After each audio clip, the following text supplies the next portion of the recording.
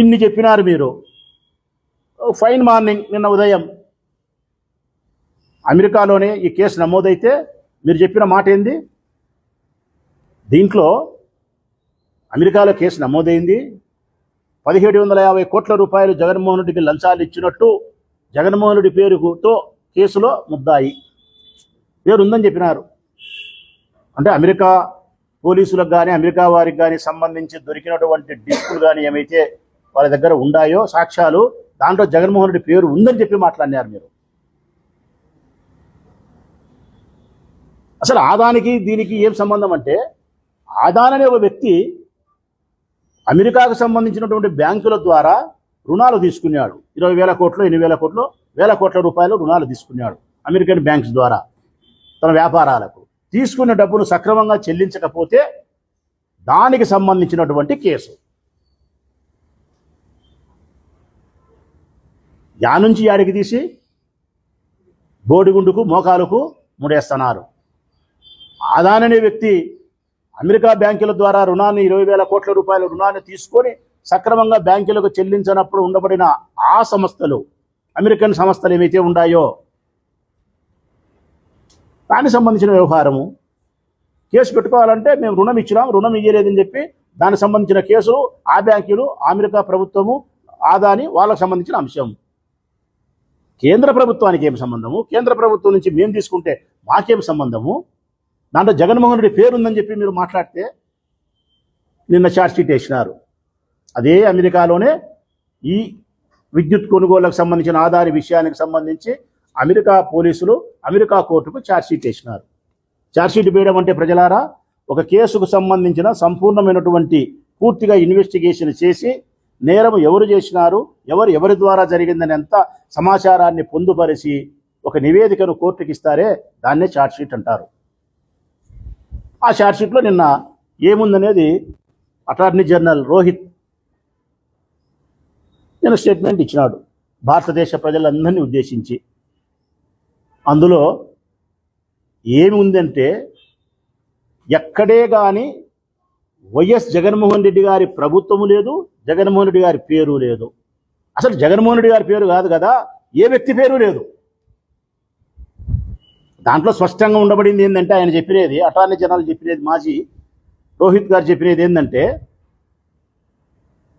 భారత అధికారులకు లంచం ఇచ్చే ప్రయత్నం చేసినారు. ఇచ్చినారని కూడా కాదు, ఇక్కడ ప్రజలు బాగా గుర్తుపెట్టుకోవాలా. భారత అధికారులకు లంచం ఇచ్చే ప్రయత్నం చేసినారు. రాజకీయ నాయకులు లేదు, అధికారులు. పోనీ అధికారులైనా ఏ శాఖ లేదు, ఎవరి పేరు లేదు. మరి భారత అధికారులకు లంచం ఇచ్చే ప్రయత్నం చేసినారని ఉండే విషయాన్ని తీసుకొచ్చి ఆంధ్రప్రదేశ్ రాష్ట్ర ప్రభుత్వానికి జగన్మోహన్ రెడ్డి గారికి 1750 కోట్ల రూపాయలు తాడేపల్లిగూడెం లంచం ఇచ్చినట్టు చూసి మీరు మాట్లాడినారంటే మీ ధూమ్ దగ్గర మీరు ఎంత అబద్ధాలు మాట్లాడతారు. మీరు నమ్మేవాడు ఉంటే యాడికైనా మీరు అబద్ధాలు చెప్పగలుగుతారు. మీరు ఈ అధికారని పేరు లేదు, ఈ శాఖ అని పేరు లేదు, కేంద్ర ప్రభుత్వం అని లేదు, ఏది లేదు. అందులో ఛార్జ్షీట్లో మామూలుగా అయితే ఫలాని మనిషికి లంచం ఇచ్చినాడు అని రాయాల. ఫలాని మనిషికి లంచం ఇచ్చినాడు అని రాయాల. అది లేదు. నిన్న ఛార్జ్షీట్ వేసిన తర్వాత రిటైర్డ్ అటార్నీ జనరల్ రోహిత్ గారు మాట్లాడిన తర్వాత స్పష్టంగా భారతదేశ ప్రజలందరికీ, ఆంధ్రప్రదేశ్ రాష్ట్ర ప్రజలందరికీ తేటతెల్లమైపోయింది ఇందులో ఏముంది, ఇది విష ప్రచారమే తప్ప మరొకటి కాదు అని చెప్పి. పన్నిగట్టుకొని షర్మిలమ్మ అయితే పన్నిగట్టుకొని కేంద్ర ప్రభుత్వాన్ని ఒకవేళ విమర్శించాలనుకుంటే కేంద్ర ప్రభుత్వాన్ని విమర్శించు. ఒకవేళ విమర్శించాలనుకుంటే గతంలో చంద్రబాబు నాయుడు కూడా షెకి దగ్గర విద్యుత్ కొనుగోలు చేసినాడు, దాన్ని ప్రస్తావించు. లేదంటే ఆదాని ఏదైనా తప్పు చేసి ఉంటే ఆదాన్ని విమర్శించు. ఆదాని లేడు, కేంద్ర ప్రభుత్వం లేదు, చంద్రబాబు నాయుడు లేడు, ఏ తప్పు ఏ నేరం చేయని సంబంధం లేని ₹2.49 తక్కువ విద్యుత్ కొనుగోలు చేసి 25 సంవత్సరాలకు సంవత్సరానికి 3,512 కోట్ల రూపాయలు ఈ రాష్ట్రానికి ఆదా చేసినటువంటి జగన్మోహన్ రెడ్డి ప్రభుత్వాన్ని విమర్శిస్తావా? 25 సంవత్సరాలకు 1,00,000 కోట్లు ఆదాయం చేసినాడు ఆయన. 25 సంవత్సరాలకు షర్మిలమ్మ పని కట్టుకొని జగన్మోహన్ రెడ్డి గారిని విమర్శించడం, బదనామం చేయడం వేరే పని లేదు. ఆ అమ్మకు బెరిగిన జగన్మోహన్ రెడ్డి పిలిచి 2,000 కోట్లు 3,000 కోట్లు డబ్బులు ఇస్తే ఇదిగమ్మా నీకు అని చెప్పి అప్పుడు ఆ అమ్మ అనుకుంటుంది.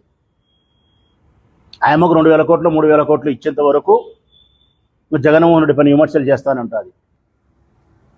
రాజకీయాలను, రాజకీయ పార్టీలను, ప్రజలను, ప్రజా సమస్యలను అడ్డం పెట్టుకొని వ్యక్తిగతమైన ప్రయోజనాలను సాధించుకునే దానికోసం చేసే ప్రయత్నం షర్మిలమ్మ. 2029లో కూడా జగన్మోహన్ రెడ్డి అధికారంలో రాకుండా ఉండడం కోసం పాత పద్ధతిని అవలంబించి అబద్ధాలని అస్త్రాలుగా చేసుకొని జగన్మోహన్ రెడ్డి పైన నిందలు వేస్తూ డైవర్షన్ పాలిటిక్స్ చేస్తూ ఉండేది వ్యక్తి తెలుగుదేశం పార్టీ. తెలుగుదేశం పార్టీ తానా అంటే తందానా అంటూ వాటికి అనుకూలంగా బజాయించి డంకా మోయించే పత్రికలు ఈనాడు, ఆంధ్రజ్యోతి, TV5, మహాన్యూస్, ABN, ఆంధ్రజ్యోతి. ఇవి ఈ రాష్ట్రంలో జరుగుతుండేది. ప్రజల గురించి మాట్లాడుతున్నారా? సంక్షేమ పథకాల గురించి మాట్లాడుతున్నారా? 1,500 ఇస్తామని చెప్పినామే, ఇయ్యలేదే. గ్యాస్ 3 సిలిండర్లు చెప్పినాం, ఈ బుద్ధుడికి ఇంకా జరగలేదే. ప్రజలు మొత్తుకుంటున్నారే. నాకు పల్లె డబ్బులు 42 రూపాయలు పడింది అంటున్నారు. గ్యాస్ 810 రూపాయలు నాకు పల్లె అని మొత్తుకుంటున్నారు లక్షల మంది. అది మాట్లాడరు. 1,500 అడుగుతున్నారు, అది మాట్లాడరు. అమ్మఒడి అడుగుతున్నారు, అది మాట్లాడరు. 50 ఏళ్ళకు పెన్షను, అది మాట్లాడరు. బస్సు అడుగుతున్నారు, అది మాట్లాడరు. ఇటుక పిల్లలు పెట్టలే అభివృద్ధికి, అది మాట్లాడరు. ఇవన్నీ మేము మాట్లాడతాము, ఇవన్నీ మేము ప్రశ్నిస్తామని చెప్పి నల్ల చట్టాలు చేస్తారా మీరు? ఇవన్నీ మేము మాట్లాడతామని చెప్పి నల్ల చట్టాలు మీరు ప్రవేశపెడుతున్నారు. మీరు ఎక్కడైనా చట్టాలు అనేది ప్రజాస్వామ్యంలో ప్రజల యొక్క హక్కులను పరిరక్షించడం కోసం, ప్రజలు సంతోషంగా ఉండేదాని కోసం చట్టాలు ప్రవేశపెడతారు పాలకులు. మన దరిద్రం ఏందో ఈ రాష్ట్రంలో ప్రజలను రక్షించేదానికి, ప్రజల సంతోషానికి చట్టాలు రాలే. ప్రతిపక్షాలను పూర్తిగా మట్టుబెట్టడం కోసం, ప్రశ్నించే గొంతులను పిసికి పారేసేదాని కోసం చట్టాలు తేలే. నల్ల చట్టాలు తెస్తున్నారు. ఫోక్స్ చట్టం అంట. ఎవరి మీద ఎవరు పెడతారు? అది ఎవరి మీద ఎవరు పెట్టాలి ఆ చట్టాలు? సోషల్ మీడియాలో ప్రశ్నించిన వాళ్లకు వర్తింపజేసి 1 సంవత్సరం జైల్లో పెట్టేదానికి ప్రయత్నం చేస్తారా? ఒక 14 ఏళ్ల మైనర్ బాలికపై అత్యాచారం, లైంగిక దాడి జరిగిందని చెప్పి తండ్రి ఫోన్ చేస్తే పోయినాడు చెవిరెడ్డి భాస్కర్ రెడ్డి అక్కడికి. తండ్రి ఫోన్ చేస్తే ఆయన చేసిన నేరం ఏంది? భాస్కర్ రెడ్డి చేసిన నేరం, ఒక ఆడపిల్లకి అన్యాయం జరిగిందని తనకు వార్త వస్తే ఆ పాప దగ్గరికి పోయి పరామర్శించి ధైర్యాన్ని ఇచ్చి చిన్న ఆసుపత్రి నుంచి పెద్ద ఆసుపత్రికి పంపించి, ఇదే ఆయన చేసిన పని కాదంట. ఆ పాపపై లైంగిక దాడి జరగలేదంట. వాళ్ళ నాయన ఫోన్ చేసి పిలిచలేదంట. ఈయనంతకీనే అక్కడికి పోయినాడంట. ఆ పాప లైంగిక దాడి జరగకపోయినప్పటికీ జరిగిందని చెప్పి నువ్వు మాట్లాడినావు. ఆ పాప వ్యక్తిత్వాన్ని హననం చేసినావు కాబట్టి నీకు ఫోక్స్ చట్టం వర్తిస్తుందని చెప్పి 10 సంవత్సరాలు ఎమ్మెల్యేగా చేసిన వ్యక్తి పైన ఈ కేసులు పెట్టి 11 రకాల సెక్షన్లు పెట్టి జైలుకు పంపిస్తావంటే ఏం మెసేజ్ ఇస్తున్నారు మీరు? అంటే ప్రొద్దుటూరు నియోజకవర్గంలో కానీ, ప్రొద్దుటూరు నియోజకవర్గంలోనే 175 నియోజకవర్గాలు ఎక్కడైనా సరే ఒక ఆడపిల్లకు, ఒక స్త్రీకి, ఒక మైనర్ బాలికకు లైంగిక దాడి, అత్యాచారం, హత్య ఏమి జరిగినా కూడా ఎవరూ పరామర్శించడానికి పోవాకండి, ఎవరూ సాయం చేయకండి, ఎవరు ఆ పాపకు అండదండలుగా నిలబడద్దు. మీరు పోతే మీ పైన ఫోక్స్ చట్టం పెడతాం.